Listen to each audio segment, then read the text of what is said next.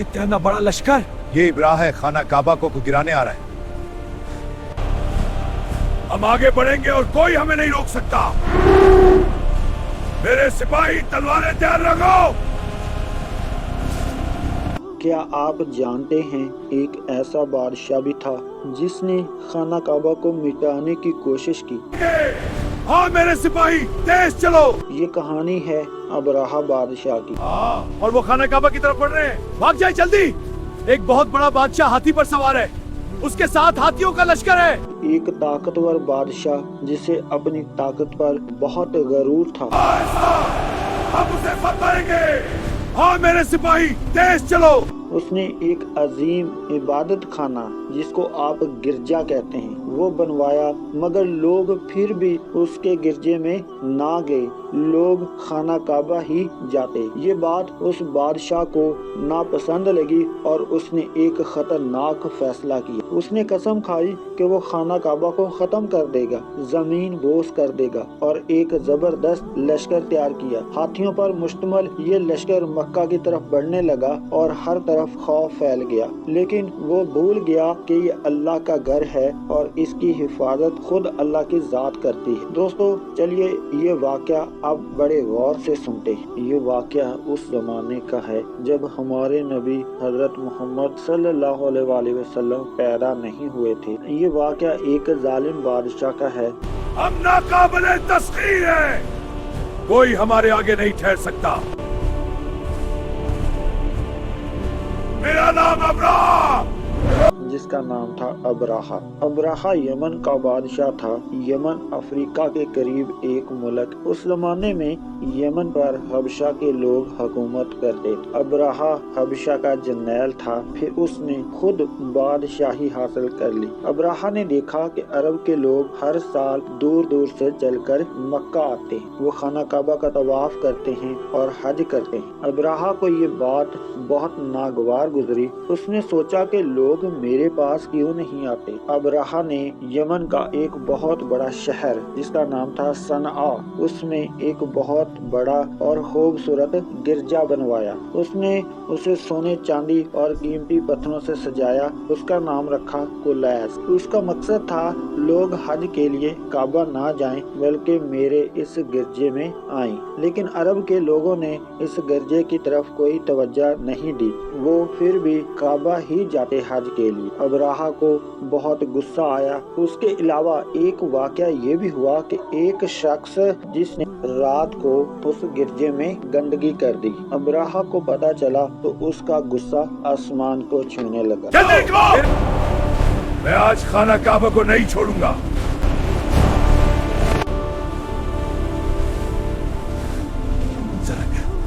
उसने फैसला किया वो खुद चलकर काबे को ढा दे। उसने अपनी पूरी फौज जमा कर ली। उस फौज में हाथी भी थे। हाथी उस जमाने में जंगी जानवर समझे जाते थे। अबराहा के पास खास तौर पर एक बहुत बड़ा हाथी जिसका नाम महमूद था।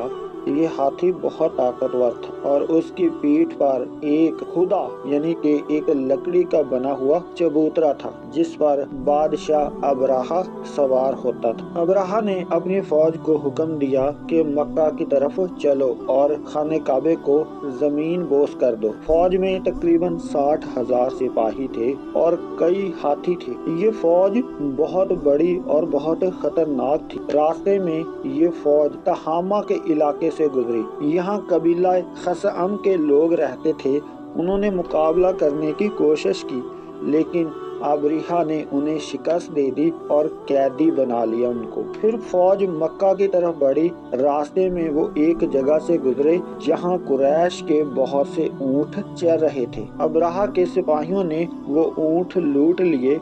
उन ऊँटों में से 200 ऊँट खास तौर पर अब्दुल मुत्तलिब के थे। अब्दुल मुत्तलिब आप सल्लल्लाहु अलैहि वसल्लम के दादा थे। वो मक्का के बहुत बड़े मुअज़्ज़ज़ और सरदार थे। जब अब्दुल मुत्तलिब को पता चला उनके ऊँट छीन लिए गए हैं तो वो खुद अबराहा के पास गए। उस वक्त अबराहा ने अपना खैमा लगा रखा था। अब्दुल मुत्तलिब बहुत दलेर और अक्लमंद थे। वो अबराहा के सामने पहुंचे। अबराहा ने पूछा तुम कौन हो? अब्दुल मुत्तलिब ने कहा मैं मक्का का सरदार हूँ ابراہا نے کہا تمہاری کیا ضرورت ہے؟ عبد المطلب نے کہا میرے 200 اونٹ آپ کے سپاہی لے گئے ہیں، میں انہیں واپس لینے آیا ہوں۔ ابراہا بہت حیران ہوا، اس نے کہا تم نے مجھے اونٹ واپس مانگنے کے لیے بلایا؟ میں تو خود کعبے کو گرانے کے لیے آیا ہوں جو تمہارا سب سے بڑا مزار ہے، تم نے کعبے کے بارے میں ایک لفظ نہیں کہا۔ عبد المطلب نے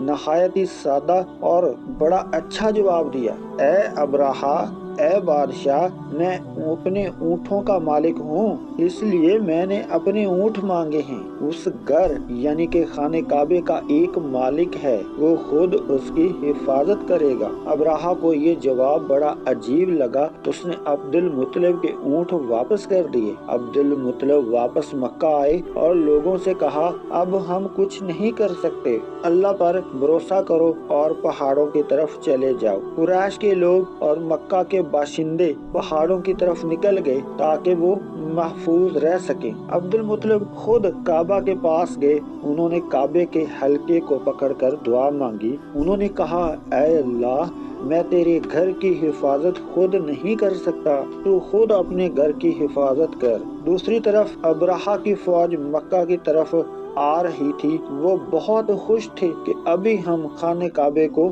زمین بوس کر دیں گے۔ انہوں نے اپنے سب سے بڑے ہاتھی محمود کو آگے کیا، اس ہاتھی پر خاص پوشاک چڑھی ہوئی تھی، انہوں نے ہاتھی کو کعبے کی طرف بڑھایا، لیکن پھر اللہ کا حکم ہوا، اللہ تعالیٰ نے آسمان سے چھوٹے چھوٹے پرندے بھیجے، ان پرندوں کو ابابیل کہتے ہیں۔ یہ پرندے اپنے پنجوں میں اور اپنی چونچوں میں پکی ہوئی مٹی کے پتھر لے کر آئے، یہ پتھر مٹی کے تھے لیکن آگ کی طرح یہ گرم تھے اور بہت سخت تھے۔ ہر پرندے نے ایک ایک پتھر ایک ایک سپاہی پر پھینکا، پتھر جس پر بھی لگتا اس کا جسم گلنا شروع ہو جاتا، کوئی بچ نہیں سکتا تھا۔ ساری فوج تباہ ہو گئی، لوگ بکھر گئے، بھاگنے پر مجبور ہو گئے۔ ابراہا خود بھی زخمی ہوا، اس کا جسم زخموں سے چور ہو گیا، وہ بھاگ کر یمن کی طرف گیا، لیکن راستے میں ہی اس کے جسم کے پٹھے گرنے لگے۔ جب وہ صنعا پہنچا تو اس کا سینہ پھٹ گیا اور وہ وہیں پہ مر گیا۔ یہ واقعہ قرآن مجید میں سورۃ فیل میں موجود ہے۔ اللہ تعالیٰ نے فرمایا، جس کا ترجمہ ہے، کیا تم نے نہیں دیکھا کہ تمہارے رب نے ہاتھی والوں کے ساتھ کیا کیا؟ کیا اس نے ان کی تدبیر کو برباد نہیں کر دیا اور ان پر پرندوں کے جھنڈ بھیجے جو ان پر پکی ہوئی مٹی کے پتھر پھینک رہے تھے، پھر اس نے انہیں کھائے ہوئے بھوسے کی طرح کر دیا۔ اس واقعے کے بعد عربوں میں اللہ کی طاقت اور عزت بڑھ گئی، سب نے دیکھ لیا اللہ نے اپنے گھر کی کیسے حفاظت کی۔ یہ واقعہ عام الفیل ہاتھی کا سال کہلاتا ہے۔ اس سال ربیع الاول کے مہینے میں 12 تاریخ کو پیر کے دن آپ صلی اللہ علیہ وآلہ وسلم کی ولادت بھی ہوئی۔ اس واقعے سے ہمیں بہت سے سبق ملتے ہیں۔ نمبر 1، اللہ کی حفاظت سب سے بڑی حفاظت ہے، کوئی فوج کوئی طاقت اللہ کے سامنے نہیں ٹھہر سکتی۔ نمبر 2، ظالم چاہے کتنا ہی بڑا کیوں نہ ہو، اللہ اسے سزا دے کر رہتا ہے۔ نمبر 3، ہمیں اللہ پر بھروسہ رکھنا چاہیے جیسے عبد المطلب نے رکھا۔ جب اللہ کسی کو تباہ کرنا چاہے تو اس کے تمام تر طاقت بیکار ہو جاتی ہے۔ دوستو، یہ واقعہ ہمیں سکھاتا ہے کہ اللہ کے گھر کی بے حرمتی کرنے والے کبھی کامیاب نہیں ہوتے۔ آج بھی اگر کوئی اللہ کے دین یا اس کے گھر کے خلاف سازش کرتا ہے تو اللہ اسے ضرور ناکام بناتا ہے۔ ہمیں چاہیے کہ ہم اللہ کی عبادت کریں، اس کے گھر کی تعظیم کریں اور کبھی کسی ظالم کا ساتھ نہ دیں۔ اللہ ہمیں سیدھے راستے پر چلنے کی توفیق عطا فرمائے۔ یہ تھا ابراہا اور اس کے لشکر کا انجام۔ جب انسان اپنی طاقت پر غرور کرتا ہے تو اللہ کی قدرت اسے ایک لمحے میں مٹا دیتی ہے۔ خانہ کعبہ ہمیشہ محفوظ رہا ہے کیونکہ اس کی حفاظت خود اللہ تعالیٰ نے کی ہے۔ اگر آپ کو یہ واقعہ پسند آیا تو ویڈیو کو لائک کریں، چینل کو سبسکرائب کریں اور مزید ایمان افروز کہانیوں کے لیے ہمارے ساتھ جڑے رہیے گا۔